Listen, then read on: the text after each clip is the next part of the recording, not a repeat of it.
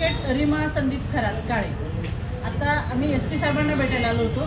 Actually SP साहेब पण नाही आहे, ॲडिशनल SP साहेब पण नाही आहे. आत्ता माझं DYSP कुलकर्णी सरांसोबत बोलणं झालेलं आहे. ॲक्च्युली हे इथं मला जातीचा उल्लेख करण्याची गरज आली.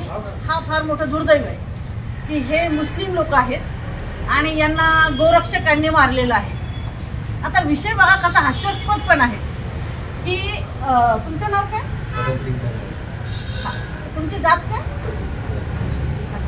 हे परदेशी राजपूत आहेत.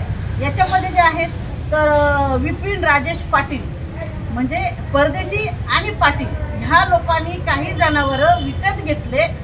कुठे वडद बाजारच्या बाजारामध्ये काल परवाला विकत घेतले. ते जनावरं विकत घेतले. गाई बैल, गाई पण होत्या ना, त्याच्यामध्ये गाई नाहीये, त्याच्यामध्ये बैल आहेत. आणि हे सगळे बैल जे आहेत ह्या मराठा पाटील लोकांनी हे विकत घेतलेले आहेत वडद बाजारमध्ये. आणि हे विक्री करायला कुठे चालले होते? पिंपळगाव कुंभारी. बाबा तुमचा व्यवसाय कशाचा आहे? कशाचा व्यवसाय? हे जनावरांचे व्यापारी तुम्ही आहात. हे मराठा पाटील आणि परदेशी हे जनावरांचे व्यापारी आहेत. आणि तुम्ही काय करता? मजूर, ड्रायव्हर. हे गाड्याचे ड्रायव्हर आहेत आणि किन्नर आहेत. तर यांनी ते जे गाई तर नाही, त्याच्यामध्ये बैल जे आहेत हे बैलाचे व्यापारी आहेत. हे मराठा हिंदू असलेले आणि हे मुस्लिम आहेत जे फक्त त्याला ते बैल जे आहेत ते घेऊन चालले होते दुसऱ्या बाजारामध्ये विकण्यासाठी. असं असताना गोरक्षक लोकांनी यांना सोडून दिलं. हे हिंदू म्हणून हे लोक सोडून दिले आणि हे मुस्लिम लोक रक्तबंबाळ केले. मी गाईच्या बाजूची तर आहेच आहे, बैलाच्या बाजूची आहे, पण कुत्र्या मांजऱ्याच्या सुद्धा बाजूची. कुत्र्या मांजऱ्यावर सुद्धा त्यांना सुद्धा क्रूरपणे त्यांचा छळ करू नये, त्यांना मारू नये या मताची मी आहे.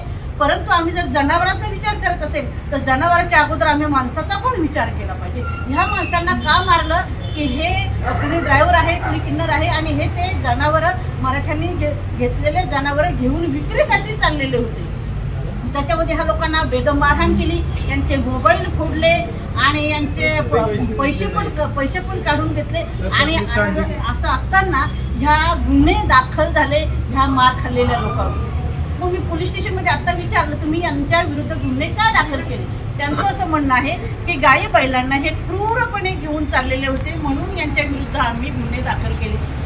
मग हे जर क्रूरपणे घेऊन चालले होते म्हणून यांच्या विरुद्ध मारहाण यांच्या विरुद्ध गुन्हा दाखल केला, तर यांना जे क्रूरपणे मारले, जे रक्तबंबाळ केलेलं आहे, तर मग यांना क्रूरपणे मारणाऱ्या विरुद्ध गुन्हे दाखल का होऊ नयेत?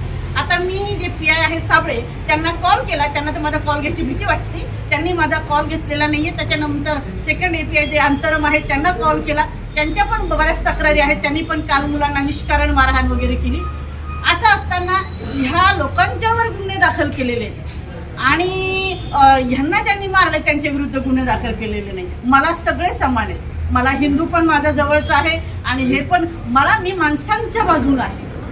आणि माणुसकीला काळीमाग फासणारी ही गोष्ट आहे की हिंदूंचे जनावरं मुस्लिम घेऊन जातात, फक्त हे ज्ञान करतात, त्यांच्याकडे गाड्या आहेत म्हणून. आणि म्हणून यांना केलेली ही मारहाण आहे.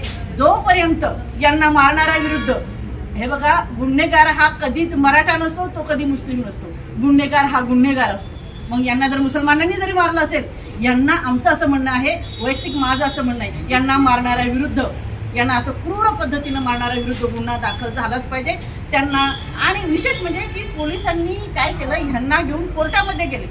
कोर्टामध्ये कुठलंही मॅटर नसताना यांना कोर्टामध्ये फिरवत बसले. मी सुद्धा कोर्टामध्ये बघितलं होतं यांना, पण मला माहीत नव्हतं कशासाठी आणले. तर यांना कोर्टात फिरवत बसले, यांना तिथं पोलीस स्टेशनमध्ये बसून ठेवलं. त्यानंतर मी गेले की यांना तुम्ही पोलीस स्टेशनला का बसून ठेवलं? नाही म्हणे मॅडम त्यांचं झालेलं आहे म्हणे, त्यांची बेल पण झालेली आहे. मला का बसले? नाही असेच बसले. हे म्हणतात तुम्ही का, यांना म्हणतो तुम्ही का बसले? नाही म्हणे पोलिसांनी बसून ठेवलं. म्हणजे काय हम करो सो कायदा हा, बिलकुल असं चालणार नाही. यांना मारणारे जर ते मुस्लिम असतील, हिंदू असतील, कुणी असतील, ते माणुसकीच्या विरुद्ध आहेत, ते माणसाशी क्रूर वागणारे आहेत. त्यांच्या विरुद्ध गुन्हा दाखल झाल्याशिवाय आम्ही या भागातून जाणार नाही. SP ऑफिसमध्ये असू किंवा आम्ही पोलीस स्टेशनमध्ये असू, मात्र गुन्हा दाखल होईल आणि तो आजच गुन्हा दाखल होईल.